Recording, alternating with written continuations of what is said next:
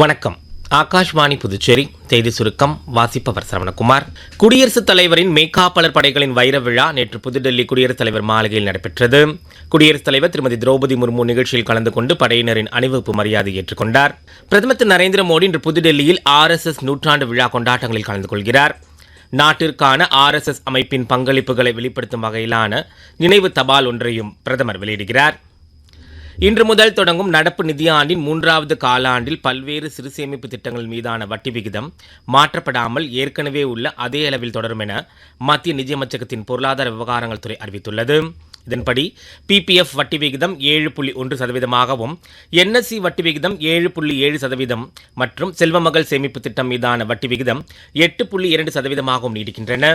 புதுச்சேரி துணைநிலை ஆளுநர் திரு கைலாஷ்நாதன், முதலமைச்சர் திரு ரங்கசாமி, மாநில உள்துறை அமைச்சர் திரு நமச்சிவாயம் உள்ளிட்டோர் மாநில மக்களுக்கு சரஸ்வதி பூஜை மற்றும் ஆயுத பூஜை வாழ்த்துக்கள் தெரிவித்துள்ளனர். நாளை அக்டோபர் 2ஆம் தேதி காந்தி ஜெயந்தியை முன்னிட்டு புதுச்சேரியில் உள்ள அனைத்து வகையான மதுபான கடைகளும் மூட வேண்டும் என கலால்துறை உத்தரவிட்டுள்ளது. மீறினால் தக்க நடவடிக்கை எடுக்கப்படும் எனவும் எச்சரிக்கப்பட்டுள்ளது. ஆயுத பூஜையை முன்னிட்டு பொதுமக்கள் சாலைகளில் பூசணிக்காய் உடைக்கக்கூடாது என உழவர்கரை நகராட்சி ஆணையர் தெரிவித்துள்ளார். மேலும் ஒருமுறை பயன்படுத்தப்படும் பிளாஸ்டிக் பொருட்கள் முற்றிலும் தடை செய்யப்பட்டுள்ளதால் பிளாஸ்டிக்கினால் ஆன அலங்கார பொருட்கள் மற்றும் கேரி பேக்கை தவிர்க்குமாறும் கேட்டுக் கொண்டுள்ளார். கரூர் கூட்ட நெரிசல் சம்பவம் குறித்து பிஜேபி நாடாளுமன்ற உறுப்பினர் திருமதி ஹேமமாலினி தலைமையில் தேசிய ஜனநாயக கூட்டணி சார்பில் அனுப்பி வைக்கப்பட்டுள்ள உண்மை அறியும் குழுவினர் நேற்று கரூரில் சம்பவத்தில் உயிரிழந்தவர்களின் குடும்பத்தினர் மற்றும் காயமடைந்தவர்களை நேரில் சந்தித்து விவரம் சேகரித்தனர். இத்துடன் செய்தி சுருக்கம் நிறைவு பெறுகிறது.